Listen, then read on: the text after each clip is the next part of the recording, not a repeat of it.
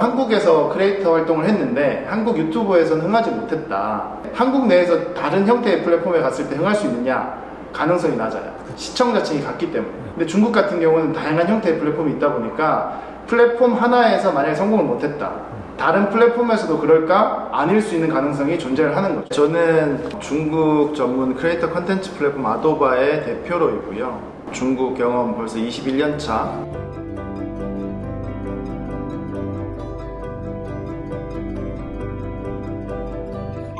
점차로 중국에 있는 플랫폼들에서 저한테 한국은 컨텐츠의 강국인데 영화나 드라마나 예능 같은 것들이 중국에 선보일 수 있지 않겠냐? 라는 관점에서 저한테 요청을 하기 시작했어요. 사실 저는 엔지니어 베이스고 관련된 경험이 거의 없다 보니까 한국에서 관련된 컨텐츠를 중국으로 가지고 가는 건 좀 무리가 있었습니다.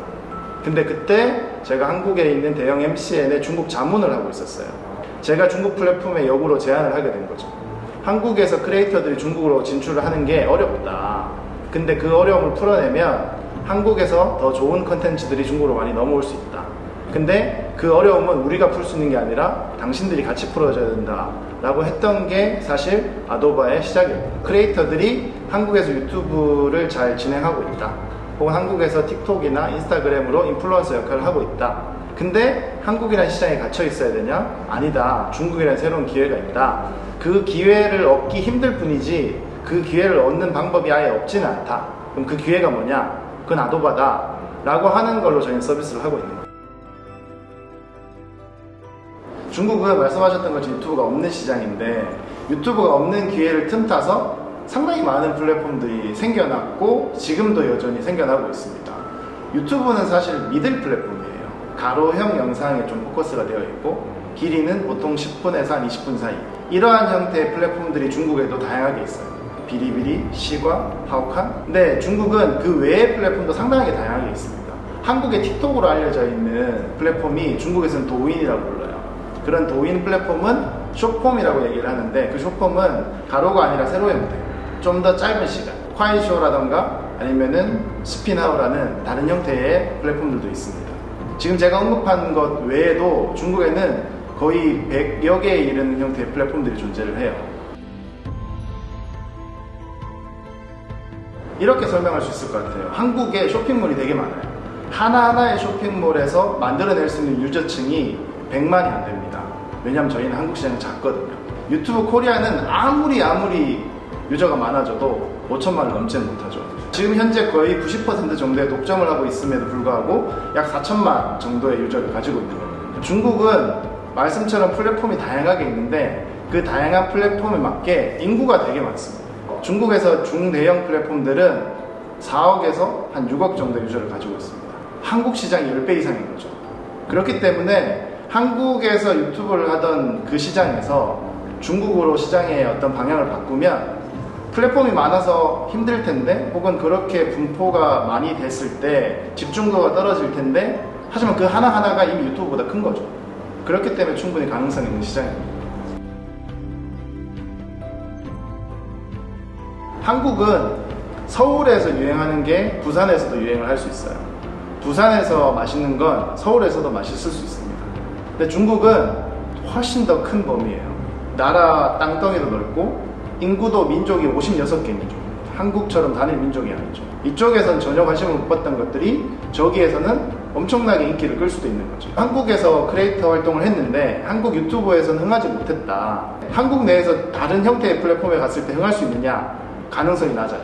시청자층이 같기 때문에. 근데 중국 같은 경우는 다양한 형태의 플랫폼이 있다 보니까 플랫폼 하나에서 만약에 성공을 못했다, 다른 플랫폼에서도 그럴까? 아닐 수 있는 가능성이 존재를 하는 거죠. 한국하고 중국에 있는 크리에이터들의 수익과 혹은 수익의 내용들을 분석해보면 한국은 80~90%가 플랫폼에서 나오는 광고 수익이에요. 근데 중국은 50%에 불과합니다. 중국은 나머지 50%가 커머스로 이루어져 있어요. 즉 영향력을 만들기만 하면 돈을 벌 수 있는 다양한 형태의 루트는 훨씬 더 많은 거죠. 그렇기 때문에 중국 시장이 크리에이터한테도 상당히 의미가 있는 겁니다. 하지만 시작은 영향력인 거죠. 제가 책에서도 언급을 했는데 중국에서의 영향력은 신뢰가 되게 중요해요. 중국의 팬들과 혹은 중국의 시청자들과 얼마만큼 유대관계를 만드는가가 상당히 중요합니다. 왜냐하면 중국 사람이 많잖아요. 안 좋은 이야기가 많이 흘러나오는 곳이기도 하잖아요. 가짜 혹은 짝퉁. 근데 크리에이터랑 컨텐츠 관점에서도 물건을 파는 커머스로 전개를 하거나 혹은 내가 비즈니스를 연계를 할 때 이건 신뢰가 필요한 내용입니다. 관시는 관계를 이야기를 하죠. 관계는 신뢰로부터 만들어집니다. 신뢰가 쌓이면 내가 이야기하는 것들을 이 팬들이 충분히 받아들일 마음을 훨씬 더 넓게 열어나가는 거죠.